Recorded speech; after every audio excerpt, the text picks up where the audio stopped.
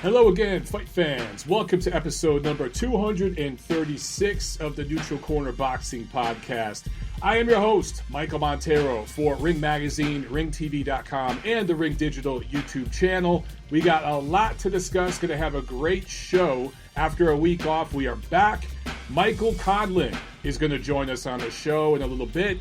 Also, we'll talk about Canelo Alvarez and the complete mess between him, his lawyers, Golden Boy Promotions, and DAZN. We'll talk about the Charlo doubleheader pay-per-view price being set and some other stuff. A little review, preview action, some data science on some Twitter polls that I posted recently, and all sorts of good stuff. So guys, before I get started here, quick reminder as always, make sure that you punch that like button right now, that thumbs up, if you're watching on YouTube, if you're listening on Spreaker, and everywhere else on all the other audio platforms.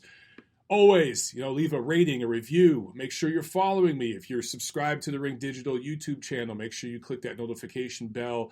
All sorts of ratings, reviews, clicks, likes, subscribes, all that stuff. I'm trying to think of every damn possible word. You guys know what I'm talking about. All those things, that's what helps me the most.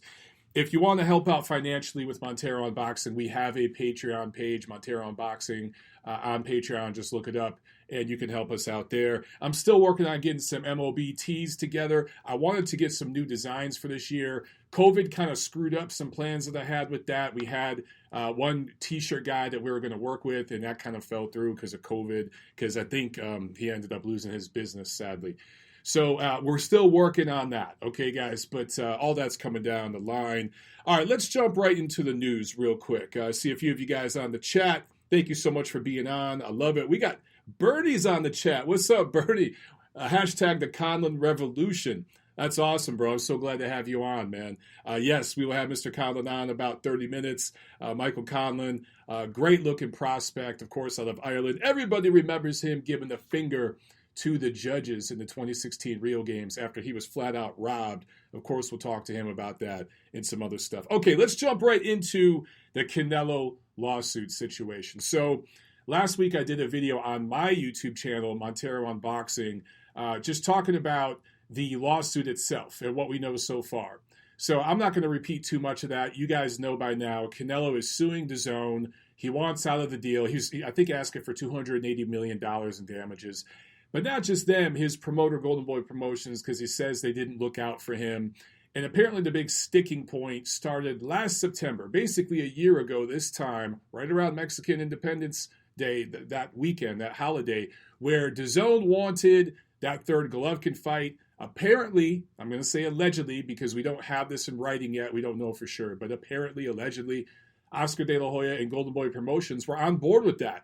And they told DAZN when they inked this deal 2 years ago in late 2018, hey, we're going to give you that third fight between Golovkin, so go ahead and set him up too, and we'll get that, that rubber match, if you will, that third fight, because I still feel Golovkin clearly won the first fight, the rubber match that most people still wanted. There are a few people out there that said, I don't need to see that fight again, but most fight fans wanted to see that fight for a third time. And certainly DAZN did. So did Golden Boy, apparently, but according to Canelo Alvarez, he wasn't made aware that he was expected to fight Golovkin ever again, and he didn't want to. Not because he's scared of Golovkin, not because there wasn't enough money on the table, because there was. In fact, it was the most lucrative fight he could take. It's just because he doesn't like Golovkin and doesn't want to take that fight again. He doesn't want to do business with Golovkin because Gennady had the audacity to call him out over the performance-enhancing drugs thing with clenbuterol. I'm not going to go back into that and beat a dead horse there. I think it's kind of petty, obviously. I mean, that's how I thought last year. I still feel the same way. It felt kind of diva-ish from Canelo. Look, Golovkin also talked some trash about Oscar De La Hoya, remember? I think there was an interview from the gym in Big Bear, California, where Gennady just went off. It kind of revealed his true personality a little bit for the first time in front of American fight fans on camera. Those of us around the fight beat in the Los Angeles area, we had seen Gennady talk and act that way off camera. But a lot of you guys out there for the first time saw him act that way on camera and kind of turn heel a little bit. And that's more his true personality, but he didn't just call out Canelo. He talked some trash about Oscar De La Hoya. Oscar was still wanting to do business with him because I guess Oscar's kind of old school and was like, listen, if you're talking trash about me, I want to get in the ring with you and handle business in the ring. That makes me want to fight you that much more. And Canelo is just kind of the opposite. So anyway, now apparently that lawsuit has been dismissed by a court over a technicality, basically, verbiage in the actual lawsuit. I'm not going to get into the details with that and bore the shit out of you. But so Canelo's team still has time to amend it. I expect them to do that. I expect them to amend it and redo the lawsuit. I don't think they're just going to go away, but they have a certain amount of time to amend the verbiage issues in the lawsuit and reissue it, which I think that they will probably do. I hope not, but probably it's likely that they will. I still think it's a bad look from all parties involved. All parties have fault in this, but from a public relations standpoint, from a PR standpoint, it's a bad look from Canelo. And I've been saying that since the lawsuit was made public. So I did a couple of polls. I just really quickly want to go over this. I talked about, this was like a week ago. I asked you guys on Twitter, how much do you care if Canelo Alvarez doesn't fight at all in 2020? Almost over 700 of you voted, and 71% of you said, I couldn't care less. Only 28% of you said, I care a lot. So that's very telling. I also had a different, this is unrelated. You know what? There's another poll related to the Charlo pay-per-view. I'll talk about that in a second. So anyway, I thought that was very telling. That shows me, and I'm not the only one I think that did a poll like that on Twitter related to this situation, that a lot of you out there are just starting to get burnt out by the Diva bullshit. And that's just the era that we live in. Now, Canelo's hardly the first Diva to be the face of boxing. Canelo Alvarez, before him, it was Floyd Mayweather. Before him, it was Oscar. And I can go on and on, going all the way back. A lot of these guys are divas. Most star athletes are divas. But Floyd Mayweather got that huge contract from Showtime / CBS / Viacom. And, at the time it was record breaking and he made all sorts of money, right? But I think I've talked about this at length. There were 6 fights, and I want to say 4 of the 6 lost money. I believe it was 4 of the 6. The fights that made money obviously were his fight with Canelo Alvarez, which was somewhat of a passing of the torch of, hey, you're going to be the next dude when I'm gone. That was a business move on both sides. The timing of when that fight happened and how it happened was kind of a business move. And then, of course, the Floyd-Manny fight. That is the big cash out where everybody ate. And then later on, when Floyd fought Conor, that wasn't related to that contract. That was a one-off. But everybody made a shitload of money on that one because the purses involved were even more favorable to the Mayweather side and the boxing side of that. So I talked about this before, man. I think Floyd was the last guy that was able to kind of pull that bait-and-switch routine and that... I don't know what other phraseology to use to describe it, but he was able to sell all of the boxing world. It promised them a certain product, and it didn't necessarily deliver in the ring. You didn't get these action fights, really exciting, thrilling fights. He didn't fight guys at their best. He was able to basically run a commission. He still has huge influence in the Nevada Commission, power and influence there. He fought in very controlled situations in that commission that he ran, made guys move up, made guys move down, fought them past their prime, fought them before their prime. He was the guy that could dictate all those terms. And I think a lot of these new fighters think, I want to do the same thing. I want to be the new Floyd. I want that. I want to have that money, and I want to manipulate the fans the way he did. And like Canelo just did with the Sergey Kovalev fight. You guys know what that was. I think a lot of fighters want to do that now, but everyone forgets, man, before Floyd was Money May, he was Pretty Boy. Back when he was with Top Rank, Floyd was smart. He signed with the right promoter that knows how to develop prospects. And Floyd laid a lot of groundwork that paved the way for the success he had in the future, okay?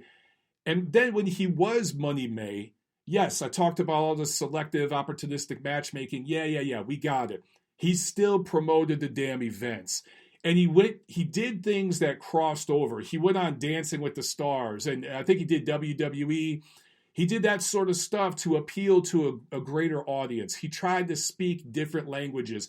He went over to the UK. I believe he went over to the UK to help promote the fight with Hatton. That expanded his brand over there. He marketed himself to the Mexican and Mexican-American fan base. Floyd ain't Mexican, but he fought every year around Cinco de Mayo and around Mexican Independence Day weekend. He expanded himself to a broader base of fans. And Canelo Alvarez just does not seem interested or particularly concerned about doing that. That's his prerogative. It is his prerogative. But if this is your face of boxing, and here's a controversial hot take from me, okay? If Canelo Alvarez is the current face of boxing, and this is a guy that's unwilling to speak English publicly, this is a guy who's unwilling to go above and beyond the obligatory media stuff, okay? It's one thing to live up to your contract and do all the media stuff to promote a fight. It's another thing to go above and beyond. And between fights, market yourself. Canelo's not interested in doing that. He doesn't have a big personality. He's not very good on the mic. He's not very good on camera. If this is your face of boxing, boxing's going to struggle in this era. Boxing's going to struggle to appeal to casual fans and cross over. If you're DAZN and this is the guy that you bought all in on, paying him money like a Floyd Mayweather, like a Tyson Fury might become the next guy. Maybe it's Tyson Fury. Even paying him even better than a Manny Pacquiao, who I still say globally is a bigger name than Canelo Alvarez. And with casual fans, he's a bigger name of all active fighters. I think a much bigger name globally with casuals than Canelo Alvarez is. If you're DAZN and you went all in on this dude, man, you should have did your homework. You should have talked to people involved in the boxing world that understand. They could have told you, this ain't the dude. This ain't the dude to guarantee. Guys, 11 fights, $365 million. You're guaranteeing $35 million a fight. How many names are there for him to fight? Not many. And he's not seemingly not willing to take on these top guys all the time. Now, you could say, well, he fought Sergey Kovalev. He moved up 2 weight classes. Guys, again, that's opportunistic. We can read between the lines and see what was really going on there. The quick turnaround for Kovalev. He's past his prime. He was almost knocked out and took a beating in the fight before, even though he came back and won it by knockout. We've beaten this horse to death. I'm just saying, as long as this guy is the face of boxing, it's healthy in terms of financials because the Mexican and Mexican-American fan base show up and spend their money, and they will continue to support Canelo. But in the mainstream, casual, crossover sense, Canelo's never going to be that dude. If he's the face of boxing right now, boxing's going to struggle in the mainstream. Look at the pay-per-view numbers recently. I ain't got to go over them. You guys know. That's just the writing's on the wall. That's what I see. Now, there's guys coming up. Ryan Garcia, Devin Haney. There's others that I could name that I think have crossover potential. They are good on the mic. They are good on camera. They can cross over to multiple different universes and cross over to casuals. We just don't know if they can fight yet. We know Canelo can fight his ass off. He's one of the best fighters in the world. I just don't think the guy is a crossover superstar. I just don't think he is. And anyway, went on a rant here, but that's what I see with the Canelo Alvarez situation. And I think this lawsuit's going to continue, but it really comes down to what's in the contract. It really comes down to, is there a force majeure clause in the contract to protect Golden Boy, to protect the zone? If there is, Canelo doesn't have a leg to stand on here. I got to say, what made me think about all this and what made me want to rant a little bit, guys, this is the second year in a row where around Mexican Independence Day weekend, we had shit fights. I'm not trying to shit on the fighters who fought, and some of the fights were actually pretty decent. I shouldn't say shit fights. But this has traditionally been the biggest weekend of the year in boxing for years, even before Floyd's era. And the last 2 years, a lot of people are at fault for this, okay? But last year we got Fury Wallin, which wasn't a very great fight. Last weekend we got the Mean Machine Kavaliauskas against Michael Zuski. That wasn't particularly an outstanding fight. Ended up being pretty good action, but it wasn't a very important fight. We should have had bigger events. on that weekend. It didn't happen. And although many people are responsible, the biggest name attached to it is Canelo Alvarez. Okay, let's talk about the Charlo Twins pay-per-view. So September 26th, you guys know by now, it's Charlo Derevyanchenko, it's Charlo Rosario. Those are very good fights. I'm starting to get more and more of a gut feel about how those fights will go. I'm going to wait a while. I'm going to wait a week or so to, we'll preview those. We'll wait till they get closer. But pay-per-view price was announced at $75. Now, some people on Twitter, people are always outraged on boxing Twitter over something, so they had to be outraged on that particular day about this price. Are any of you surprised? Are any of you surprised that this pay-per-view is $75? Were you expecting $45? Were you expecting anything less than this? I'm surprised it's not $85. I guess they were doing everyone a solid by knocking off $5-10 and keeping it in the 70s, but I'm not surprised by this at all. So I've said it before, but I'll say it again. I like this card. Top to bottom, it might be the best card in PBC history. It really might. It's certainly among the top 5. All right. Top to bottom, it's the best card of the year, without a doubt. However, imagine if this was on Fox. Imagine if this was on free TV on Fox. I think that there would be tremendous potential here. However, the people involved in the promotion couldn't secure enough money. They couldn't get the networks involved to put up enough money to give out the purses that the fighters wanted. So the people involved, including at the network level, just simply didn't have the confidence to be able to pay out that much money. Some quick math, guys. All right, if this pay-per-view does 150,000 buys, and I think that's a big if, but if it does, I think it's not a big if. I think it could. I really think it could.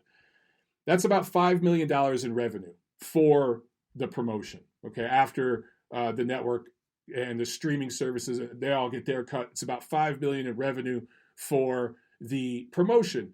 Now, normally, if you added that with gate revenue, live ticket sales, merchandising, all that stuff, sponsors, then you'd be doing pretty damn good.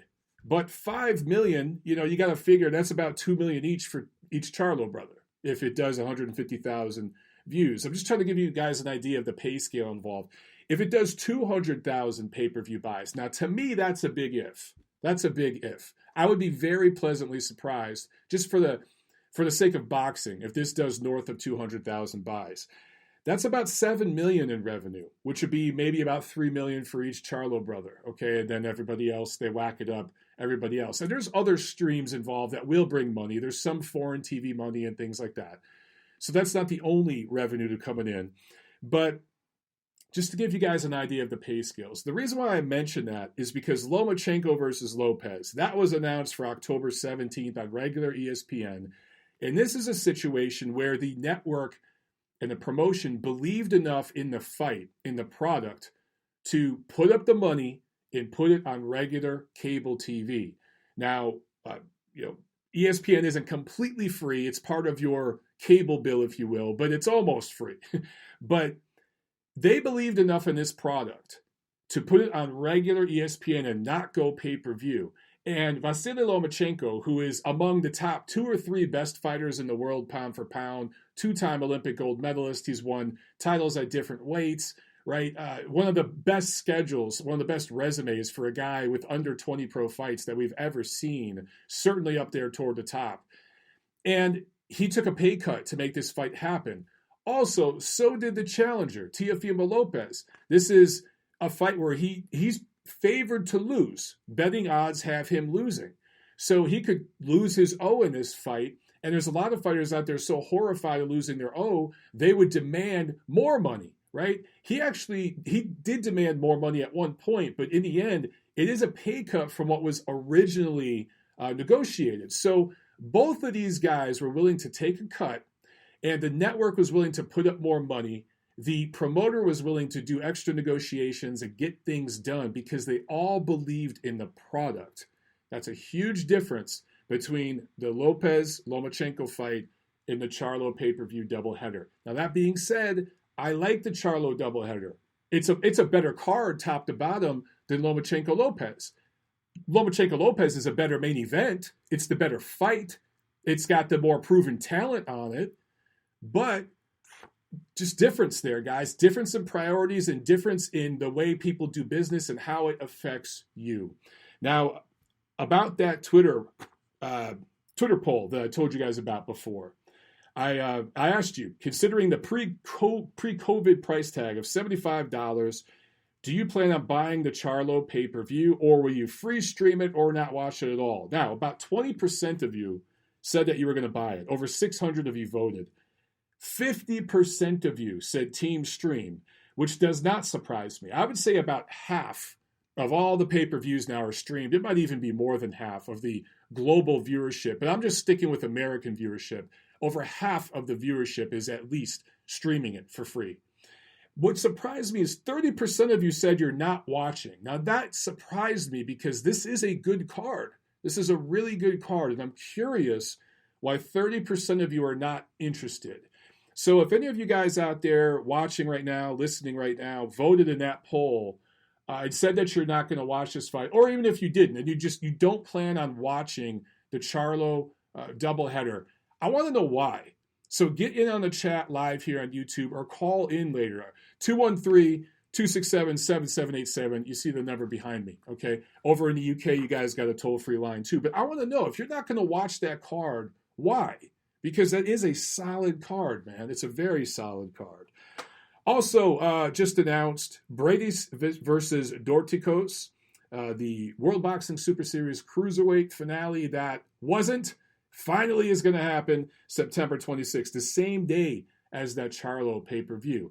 As far as I know, that's on DAZN. So DAZN has a really, really good fight there. I don't know how many of you are still subscribed to DAZN or what, but if you are, that fight will be available. All right, we have a super chat pledge from Trent Nonpareil. Thank you so much, Trent. We appreciate it, brother. He says, yo, Paddy Donovan looks great under Andy Lee. Would Conlan be interested in training with Andy, or is he happy with Adam? Groves has money problems with both. Interesting question, bro. I'll ask Michael that same question. So, yeah, he started training with Adam, I want to say in 2018, and I was going to ask him about that. But, yeah, we'll bring up Andy Lee, and we'll see what he thinks. All right, man? Appreciate the super chat, brother. Okay, a few of you guys in the chat are saying that the Charlo's pay-per-view is too expensive. You're not going to buy it. I get that, but I'm wondering, you know, there's a difference between, not that I'm supporting illegal free streaming, I'm just saying there's a difference between watching it for free on a stream and flat out refusing to watch it. And 30% of you in my poll said that you just ain't going to watch it at all. And I found that very, very curious. So I'd like to know why. I really, really would. Because in my opinion, regardless, it's one thing, you know, maybe you don't like the Charlo brothers' attitude or something like that. There's a lot of people out there that love their attitude, you know, because they play the heel and they do it well. And you need the heel in boxing. That's part of it. You need those personalities. So I think they have good personalities for boxing. But I'm curious, even if you don't like them, their personalities, wouldn't that make you want to tune in to watch them, quote unquote, lose? You know, like 30% of you saying you're not going to watch it. That's interesting. Let's see. Justin in the chat says, I guarantee some of that 30% will stream it, Mike. Yeah, I agree with you there. I totally agree with you.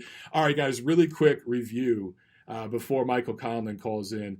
So I didn't have a show last weekend. You guys, know I got married recently, and I've taken a couple of weeks to celebrate with family and everything. I've still posted a lot of work.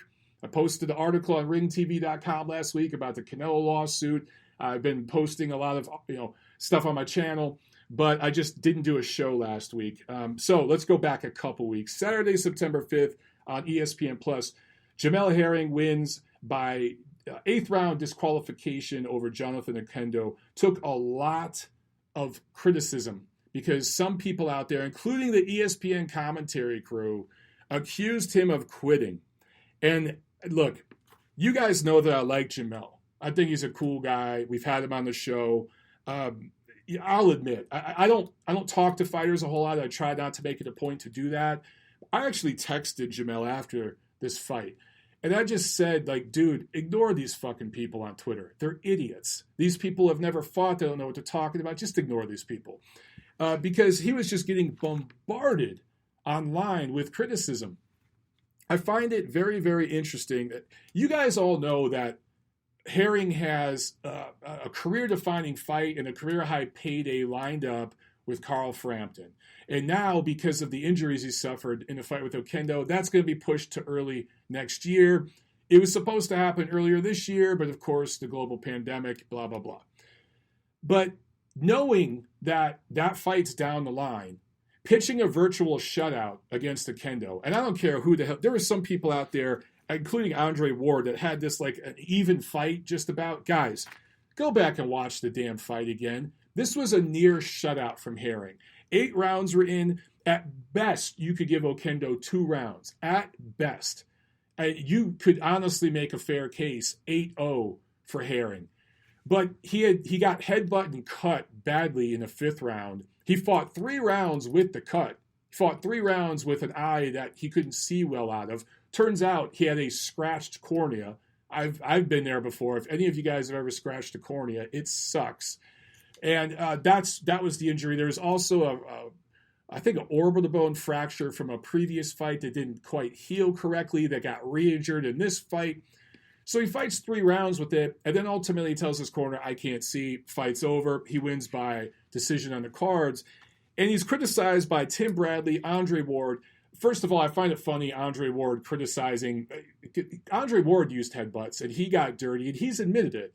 And Oquendo is fighting very, very dirty. The difference with Ward is he would fight dirty, but there was some skill mixed in. Oquendo didn't do anything except headbutt the hell out of Herring.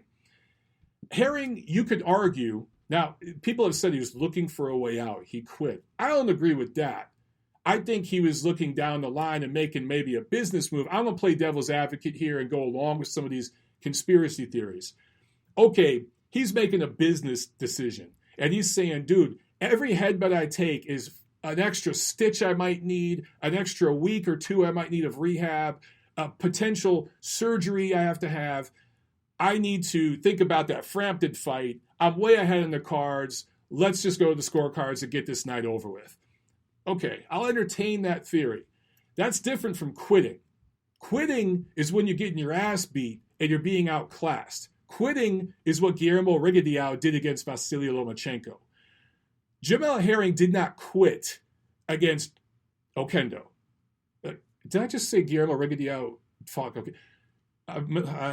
Guillermo Rigondeaux quit against Vasily Lomachenko. Okay, I just want to make sure I got the names right there. Okay. Jamel Herring did not quit against Jonathan Oquendo. He maybe made a business decision, right? He maybe thought about his future and said, hey, let me quit while I'm ahead. Let me not physically quit, but it's an expression, quit while I'm ahead.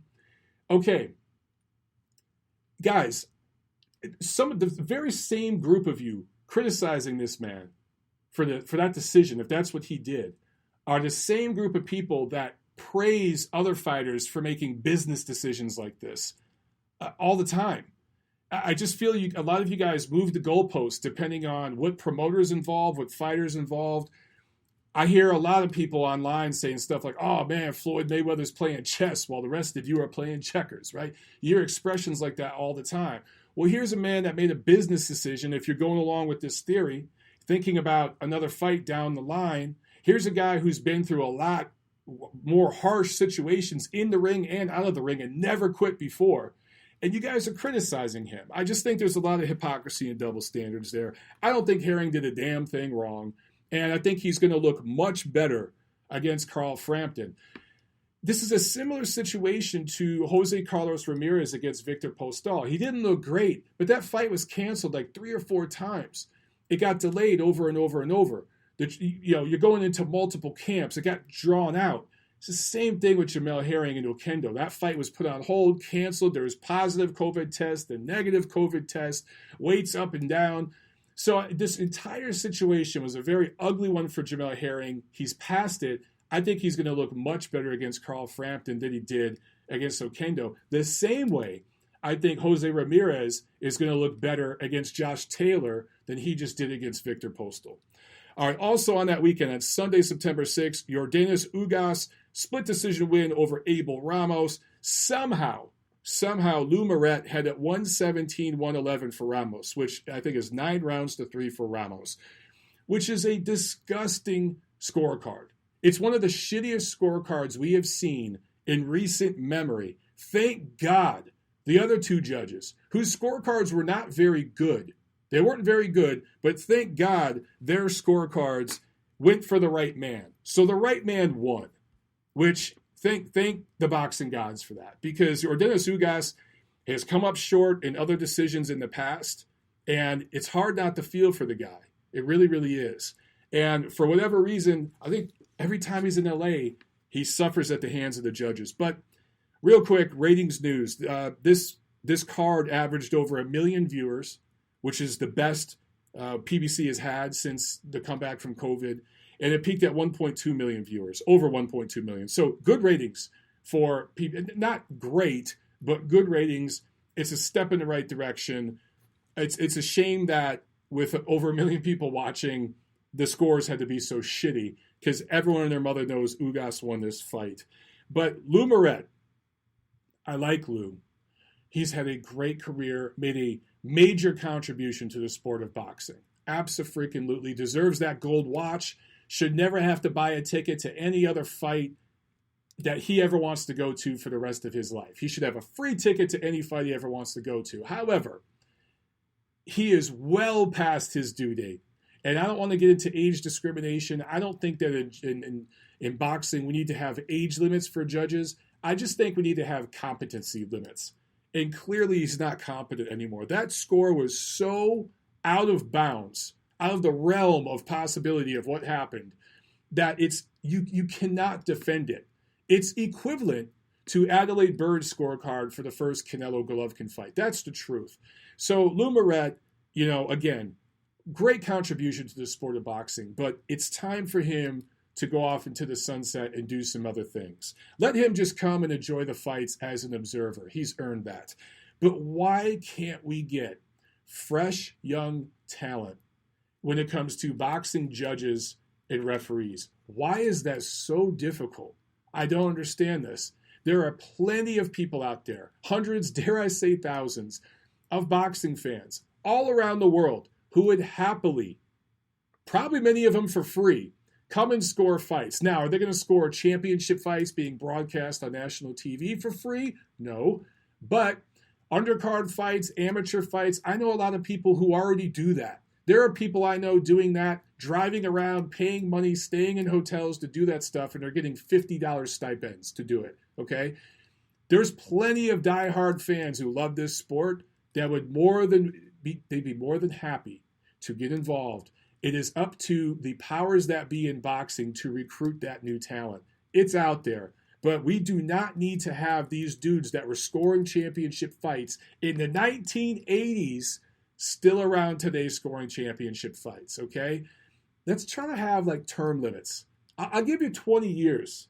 I'll give you 20 years to make a career. Think about it as a government job. You work for 20 years, and then you get your pension. It should be the same damn thing in boxing with the judges. All right, last Saturday, September 12th, ESPN Plus, Egidijus Kavaliauskas, try saying that name 3 times fast, TKO 8 win over Michael Zuski. Dropped him in the 7th and 8th. Zuski was up on 2 cards at the time of the stoppage. A lot of people made a lot about that on social media. I don't really look too much into that. Kavaliauskas had a rough fight against Bud Crawford. The Crawford haters and the top-ranked Bob Arum haters all made a big deal of the fact that the Mean Machine dropped Crawford in that fight. It was a flash knockdown. Crawford got up, made an adjustment, and beat the brakes off Kavaliauskas, who I still think is a damn good fighter, clearly a top 10 fighter in the welterweight division. And we give anyone in that division on the right night, anyone a tough night at the office. He's a good fighter. And for Crawford to be able to turn it up and get him out of there the way he did, that win over Kavaliauskas and the win over Postol, mark my words, they will continue to age well. Trust me, okay? Bud Crawford's special. But this fight, Kavaliauskas, Zuski. So Kavaliauskas didn't look good early on. I think he was kind of fighting down to the level of his opposition, which has been a criticism of him from me for years. He's done this in plenty of fights. When he saw that he was behind, when his corner lit a fire under his ass, he came out there and got that dude out. So it shows that when he really is on and focused, he's a damn good welterweight. So He says he wants a Terence Crawford rematch. I asked you guys on Twitter about that, and about 90% of you said, hell no, you're not interested in a rematch between Bud Crawford and Kavaliauskas. For the record, I'm not either. I could give a damn to see that fight again. What I'd like to see is Mean Machine against Ray Robinson again. They had a draw last March in Philly. I think that would be fun. Why not do that next? Why not see that one next? Unfinished business there. Let's get to it. Okay, so guys, I'm checking my messages. It looks like, hang on one second. It looks like Michael Conlan might be having some technical issues. That's not good. So I don't know if he's going to be able to call in here. Let's see. We'll give him a few more minutes. But anyway, phone lines are open, so if you guys want to get in and talk about some of this stuff, let me know. If Michael can't call in, then it is what it is. We'll schedule him for another week. But, okay, fight preview while we're waiting to see if Michael Conlan can call in. This Saturday, September 19th, Top Rank on ESPN+. Jose Pedraza, 27-3, coming off a solid W this past July. Looked pretty good a couple months ago. Fighting Javier Molina, who is, I would call Molina a quality gatekeeper level fighter from California, and Efe Ajagba, undefeated heavyweight prospect who everyone was really, really high on when he was decapitating dudes. Then he started fighting guys that forced him to show his skill set a little bit. He's looked vulnerable. Skill set was not being developed where he was at before. Just signed with Top Rank. This will be his first fight with them. They know how to build a prospect, so expect him to start to look better in his next few fights. Going up against a guy, Jonathan Rice, who was TKO'd in his last fight, that was in March. So I expect the Ajagba to look good here. And again, Top Rank, best in the business at developing prospects. They have signed a crop of young heavyweights. So I expect to see some good things from Efe Ajagba in the near future. All right, let's see. All right, I think we got Michael on the line here. Let's jump over to the guest hotline. Mr. Conlan, is that you, sir? It is indeed. It is indeed. How are you, my friend? Doing good, man. Doing good. Your phone's kind of low. Can you hear me okay?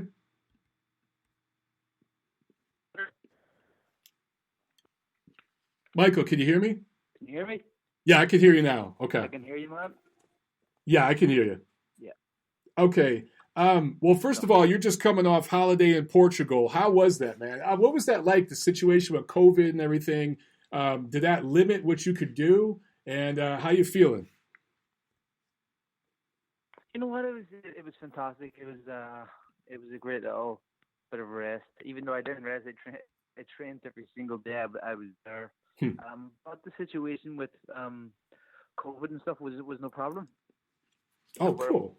Walking Okay. out the hotel, and that was it really.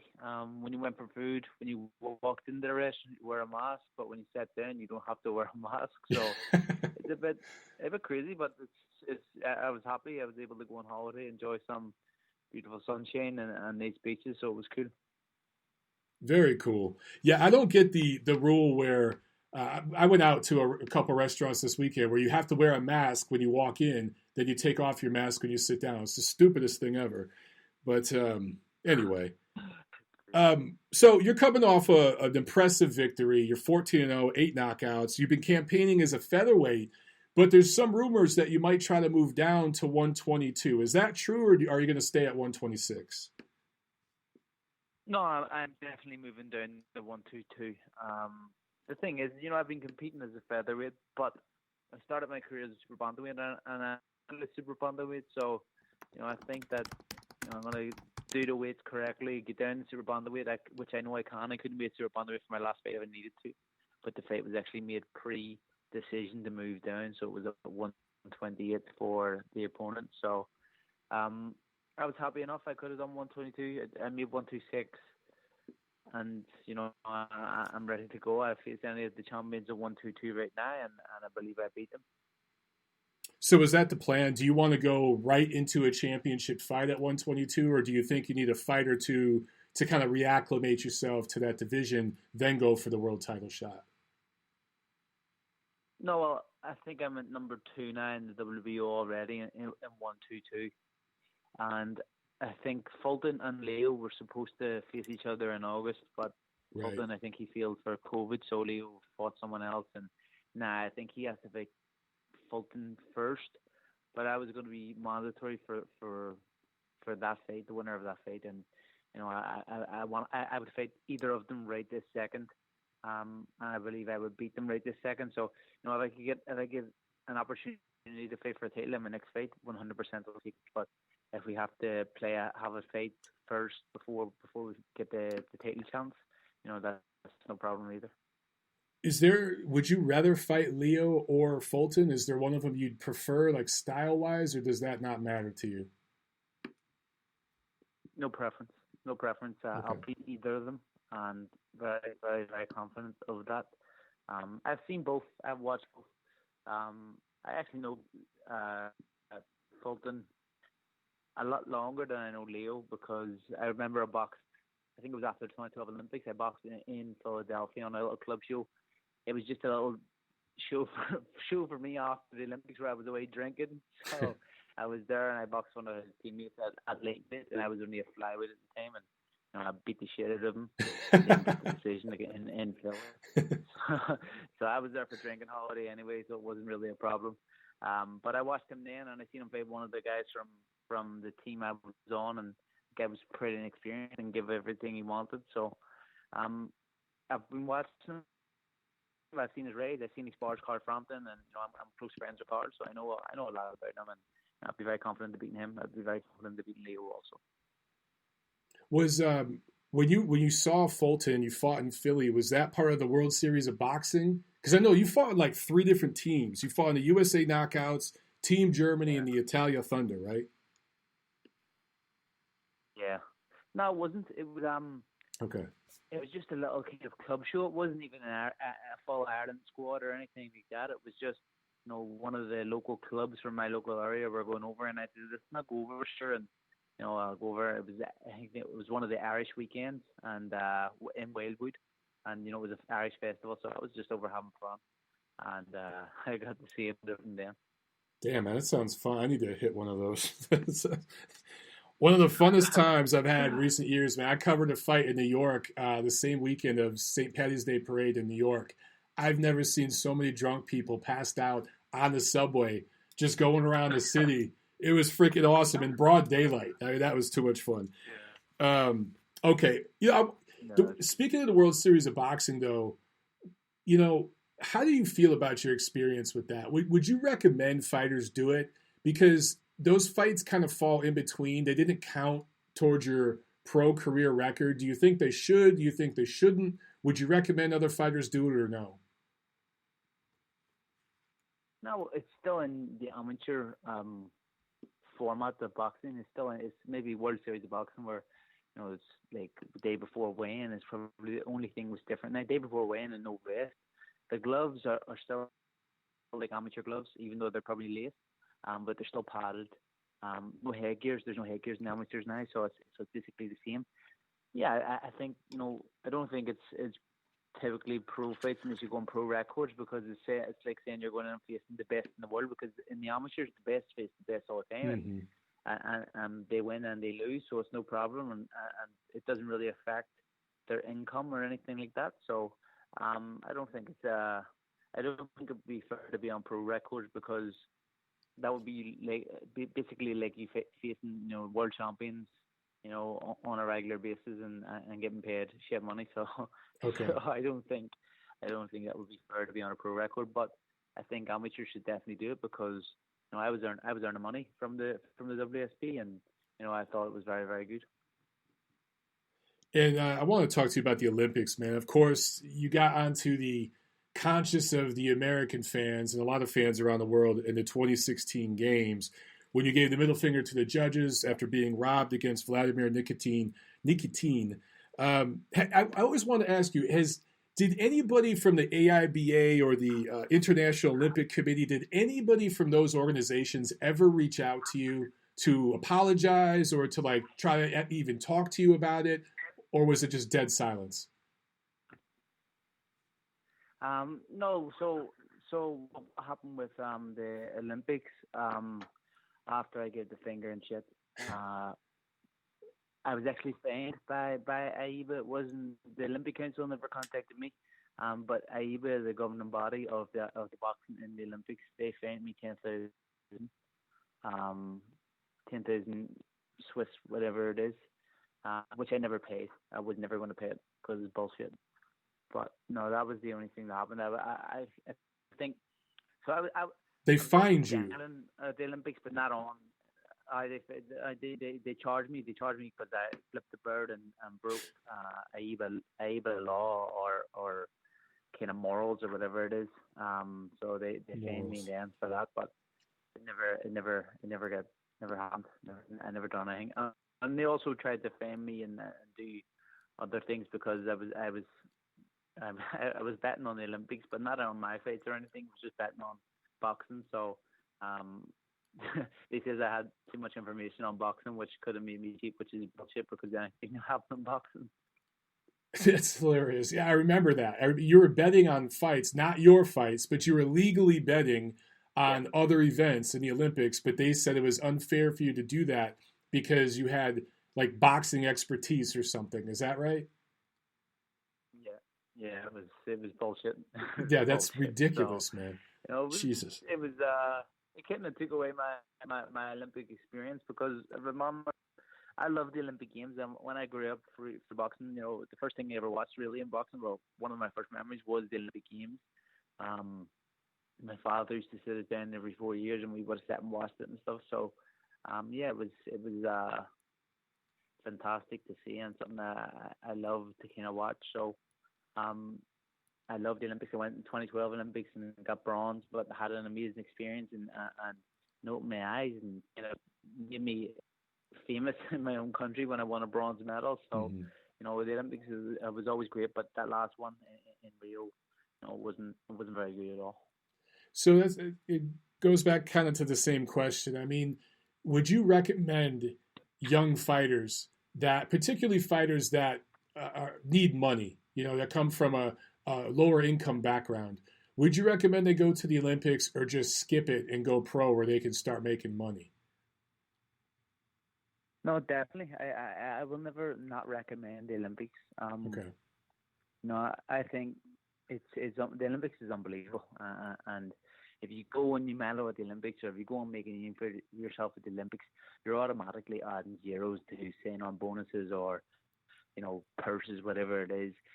Once you go to the Olympics and you're kind of known, even if you're Olympian, like Teofimo Lopez, you know what I mean? So, when you go to the Olympics and get that kind of backing and kind of the general media, the non-boxing media start to know you, and it helps big time for the pro game. So, I definitely think the Olympics is a must, and just the experience in terms of boxing in general. Going to the Olympic Games, you're in there with the best of the best, and you're competing on the biggest stage in the world, with all the eyes of the world on you. So if you're going to that and performing with that, you're obviously going to do yourself well on the program.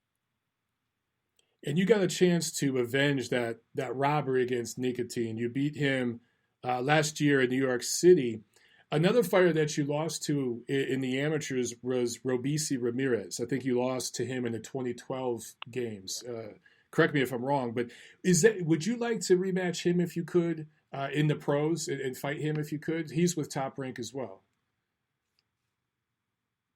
Yeah, at some stage, 100%. I would love that. Robeisy's back in the building phase as well after he had a loss in his debut, which it was unfortunate, but he looks like he's back to what he's doing and looking good now under Ishmael Salas. So I'm happy to see it. I stay in touch with all these kind of guys and keep eyes on them who I know from the amateur game, and you'd be friendly enough because you've seen each other on the circuit throughout the years in the amateur, and obviously with Robeisy, I've seen him since the 2012 Olympics really, and I have a lot of respect for him. I rate him as a fighter, and I would 100% love to face him again one day. And when you first started, I was actually at your pro debut in New York, which was an awesome event. You had Conor McGregor there with you. Awesome event. That was so much fun. But you started training with Manny Robles in California, there in South LA. And in 2018, you moved over with Adam Booth. Is there any particular reason why you made that move? Is it just to be like closer to family, or is there a strategic reason that you made that move? No, there was a few things that come into the bargain. You know, obviously, my partner Shauna, she had fell pregnant again, right, and I wasn't going to be living so far from home with two kids without any support, and especially when I'm in training camp. I'm as useless as an ashtray on a motorbike. You know, there's no point in me even being there. So, it's like we needed to go home. We can get more support around that. And then at the same time, you know, I learned my kind of trail of that Mexican style and that, you know, up close toughness of Southern California, which it brings in those kind of gyms. And I felt like I needed to get back to what I do best, and that's using my feet and using my boxing brain and my boxing ability. And I looked at the coaches because I knew I was going to go back because of the baby. That was the main reason. But I looked at the coaches back in the UK, and there was only one coach I wanted to train with, which was Adam Booth, because I believe his technical style and technical kind of prowess is what suits me. So that's the reason. That's basically the full kind of start. Why I came back. Well, with Adam, you're closer to home, which is great because you're closer to family, but you're also closer to friends, to the pubs, to temptations. How do you stay disciplined being closer to home where your friends are, they want to go out, get a pint? How does that work? No, well, for the last, I think it was like a year or two ago when I was speaking, I think it was like one of the things I've seen Andre Ward said, I think, on Twitter, or something about like, dedicating yourself and living the life, and all these little things which need to be done to make you give you the extra 1% or the extra 0.5% to make you better. And I just did, what's the point of me even drinking? You know what I mean? I wasn't a big drinker anyway, really. Even being an Irish person, I wouldn't be a big drinker. And if people wasn't Irish, you would think I'm still not a big drinker. So there's no point of me drinking until after my career is finished, because I want to give this 100%. I want to achieve all I'm able to achieve. I want to reach my potential, and I believe that's one of the kind of key elements is just living the life, being a professional 24/7. 365 days a year. So, I decided, there's no point in doing that there.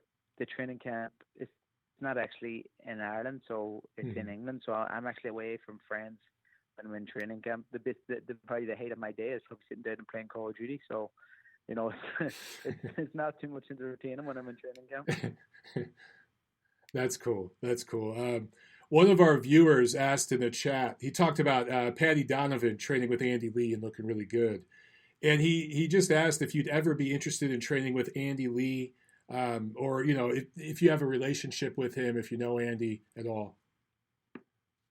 Yeah, and I know Andy very well. Adam, my coach, actually trained Andy for his world title and trained him for the kind of the last period of his career after Emmanuel Stewart. So, Andy has learned a lot from Adam, and if Adam wasn't training fighters, I'd probably train with Andy. You never know, you know what I mean? So yeah, it would definitely be a thought that would cross my mind.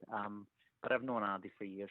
He's always been a big kind of supporter of me throughout the amateurs, and always kind of given me, props and stuff. And I always looked up to him, and obviously being a world champion from Ireland, he's always someone. Even in the amateurs, here in Ireland, in the amateurs, the coaches always told us, like, look at Andy Lee and kind of implementing things from his style from when he was an amateur. So, he's always been a big figure in Irish boxing, someone you always looked up to. What do you think about the state of boxing right now, coming back from COVID, the lockdowns and all of that, no fans at the fights? Here in America, the viewership has been down. I mean, when do you expect that to come back? And are you concerned at all? Because sports has been struggling with, viewership here in the United States. I'm not sure how it's going over there. But what kind of concerns do you have as things get back, with fans and everything at the fights? You don't really know what's going on at the minute. With everything that's going on in this world, who knows what's going to happen? You know, it's like the end of the world. It looks like, you know, never mind. You know, looks like never mind that, you know, the world going broke. We could have a fucking Great Depression coming up here with how much, you know, financial cause and damage is being done.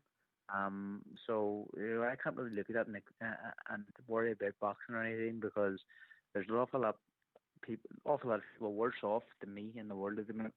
Dan and I'm broke, so I'm in a good position. I'm healthy. I'm happy. I don't know what way boxing is gonna go. I hope it kind of goes up. It's the boxing always seems to live on, and no matter what's happened in the world, no matter what's happened with boxing, it always seems to, you know, hang on and stay in there. So, you know, I hope it does, and I hope, you know, everything remains the same and starts to get better again. I'm unsure what is the US saying about when fans will be back, because that's what I want to know. I want to know when we're allowed to have audiences back in the arenas, but that's one I'll be looking forward to. Yeah, I mean, some people say, "Oh, I like it without the fans because you can hear the action more."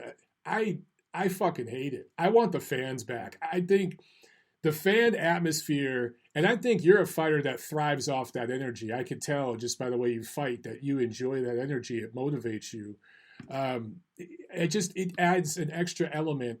And like, think, you know, that I don't know if you saw that Povetkin knockout over Dillian White. That was an amazing knockout. It was the knockout of the year, but with no fans there, it just felt bizarre, man. Like, you imagine if that was at O2 Arena or something, the roof would have flew off. You know what I'm saying? Like, we got to have fans back. Yeah, I definitely agree. Especially, you know, I have a huge fan base, and they're all crying in for when it's going to happen. Even when I was telling people I'm boxing here, I'm boxing in the UK, you just can't come. People were still going, we're going to book flights and we're going to come over. I'm like, no fans are allowed to go, so you can't. People just aren't getting the grips of it. They're not understanding why. But I can't wait for them to come back. But at the same time, when I boxed in Lubin there 3-4 weeks ago, whatever it was, with no fans, I loved it. I thought it was good. I enjoyed it. I enjoyed hearing the shots. I enjoyed seeing the wincing and, you know, the crowd not drowning out when you notice someone's hurt. So it's interesting. I don't mind it either way. Obviously I want fans back because it makes the kind of whole event. But when I'm facing an opponent, it doesn't matter if there's fans or if there's no fans. So if they told me in the morning, listen, you're going to have to face Sandro Leo or, you know, Stephen Fulton for WO title in front of no fans, I'll say no problem. Let's do it tomorrow. Let's do it. Let's in their back garden. It's no problem. You know what I mean? So right. That's my mindset at the minute, and that's how I'm feeling. You know, Mark in the chat brought up an interesting question. He asked, and you can answer this or you don't have to answer this, but he asked, is it disappointing for Michael that due to certain political reasons in Ireland, we can't have an amazing event at Croke Park, Croke? I apologize if I'm pronouncing that wrong, Croke Park, because I'm sure that'd be a massive dream to sell out Croke Park. So can you answer that, or are you comfortable answering that? No, I believe one day, you know, if you look at boxing over the last years in Ireland, before any political things or anything's happened, there was no big events in Croke Park. So, you know, hopefully, you know, one day very soon, you know, that stuff can be, you know, that kind of show can happen in Croke Park. But, you know, it needs to be a huge fight. You need to kind of have, in my opinion, have a big, huge fight in Croke Park. You need to have a heavyweight, and it doesn't seem like Ireland have a heavyweight at the minute. But and we're all small people, so there's not very much heavyweight's going to be coming from here.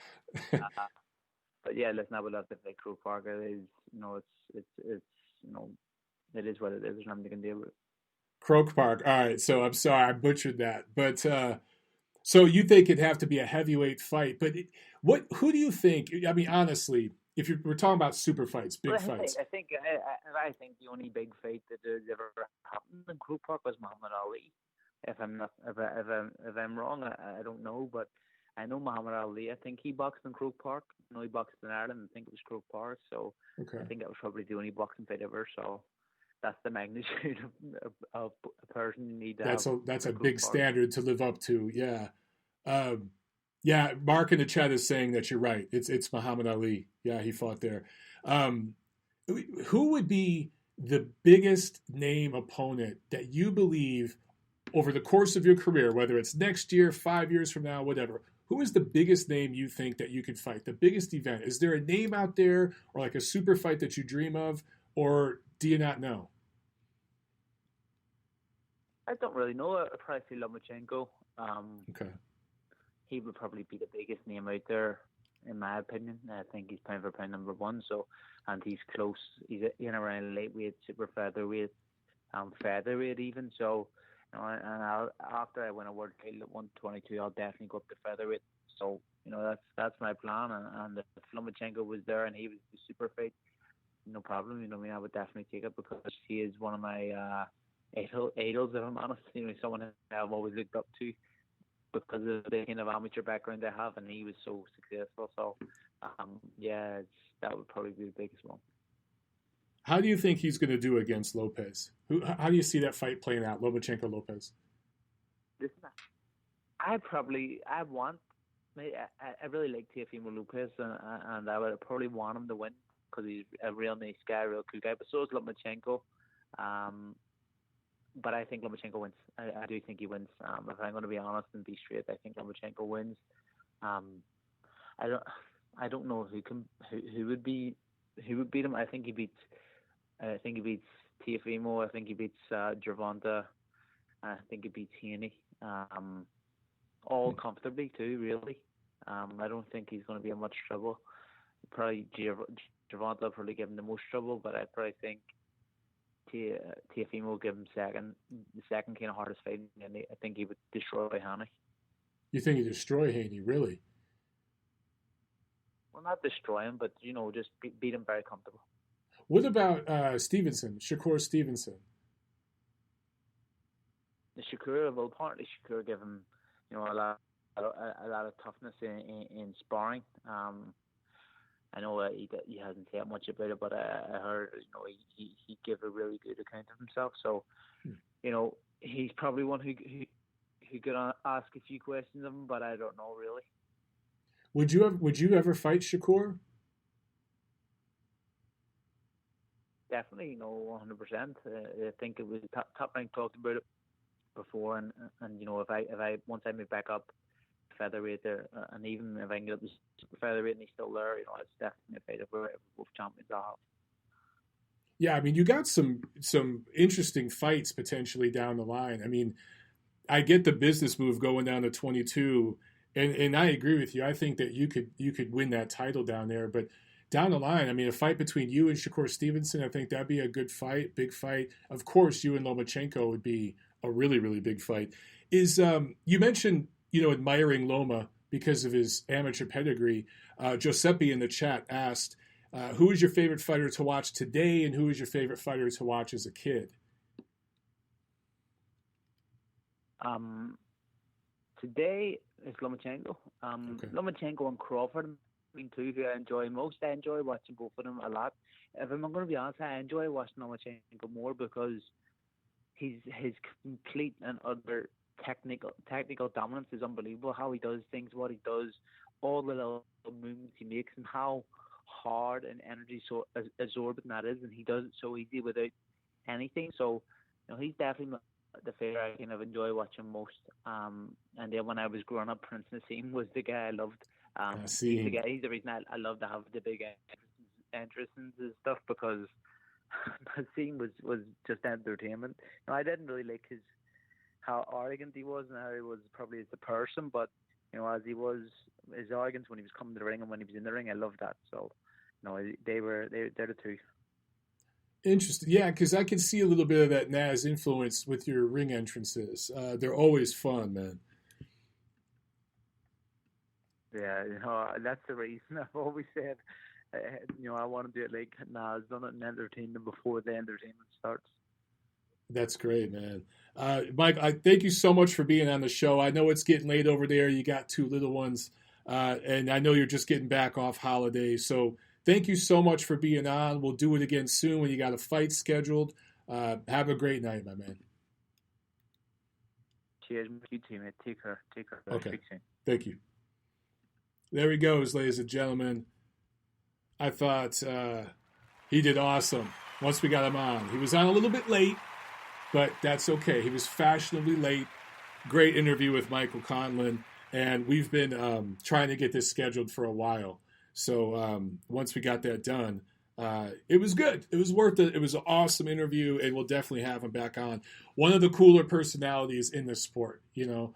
So look, there's guys from all over the world, as I talk about all the time in this sport, that bring so much different points of view and richness and life to this sport. And I love talking to all the different personalities. And, you know, some guys I interview and talk to, and they're really stiff and they're really difficult to penetrate, you know, and get into their personality a little bit. They stay very stoic. Canelo Alvarez, for example, one of those guys, right? Michael Conlan is just one of those dudes that's just open, and he'll just tell it to you straight. Sometimes he'll use some swear words. Hey, you know, there's nothing wrong with that. I do it a lot myself. God damn it. And he's just a really cool guy, man. He's one of my favorite dudes in boxing. He's also a fun follow on Twitter. And he's one of those guys, like, you guys know that I like to troll and post jokes and stuff on Twitter. And he likes a lot of those trolling posts that I do. He retweets them. He likes them. He enjoys a good laugh. He doesn't take himself too seriously, and he's not concerned with being politically correct. We saw that in the Olympics when he flicked off the judges who had just screwed him. So that's just one of the reasons why I like him. He's also a pretty damn good fighter. Okay, I see a couple of you guys on the phone lines. I'm going to get to you in just a second. I just realized I have to preview this PBC on Showtime card. I didn't get to preview it, so let me do that real quick. Stay on the phone line, stay on hold, okay?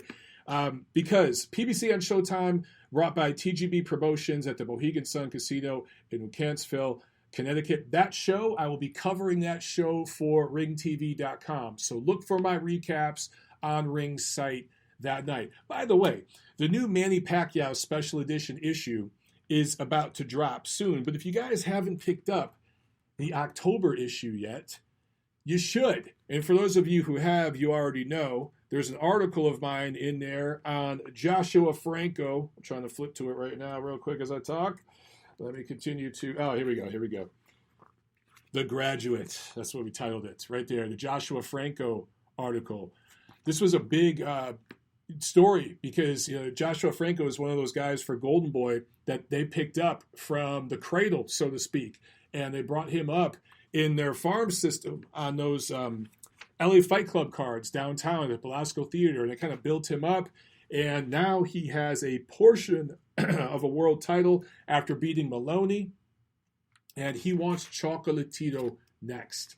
And I really think that fight could be a real possibility in 2021. So, check out my piece on Joshua the Professor Franco, okay, in the latest issue of Ring. And then the Manny Pacquiao special edition about to drop that should hit stores soon. For those of you who are subscribed, it should be arriving in your mailbox soon. I have a special article in there where I talk to Freddie Roach and Steve Kim of ESPN, who was there who trains regularly, even today, at the Wild Card Gym in Hollywood.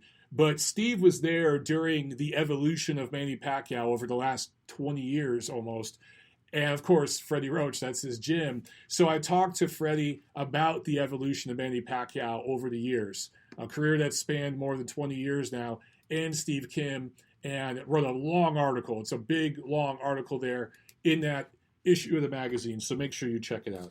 Okay, so Erickson Lubin taking on Terrell Gausha. A lot of you may not know this. Erickson Lubin, 22-1, former Ring Magazine and ESPN Prospect of the Year. I think he was our 2016 Prospect of the Year. People were really high on him. 21-1. Gausha is 21-1-1. So these guys have very similar career numbers, even though at one point Lubin was maybe higher up on the prospect list. Actually, Gausha has a better amateur record. I think he was in the World Series of Boxing as well, and the Olympics, of course. So anyway, this is a great crossroads fight. This is a really, really good crossroads fight. Lubin, that KO1 loss to Jamel Charlo in 2016. He's 4-0 since. wins over an old Ishe Smith and a beat-up, faded Nathaniel Gallimore. Those are good-looking wins, decent names, but I think somewhat misleading because if you look at Ishe Smith and Nathaniel Gallimore, their records coming into their fights with Erickson Lubin, their recent records, the 3 or 4 fights before fighting him and fights they had afterwards, you'll see that they didn't do very good, okay? So those wins are good for him against guys with experience, but they were faded. Now, Gausha, coming off a draw with Austin Trout that most people, myself included, felt he won. Somewhat misleading, though, as well, because let's say he gets the W over Trout, which he should have.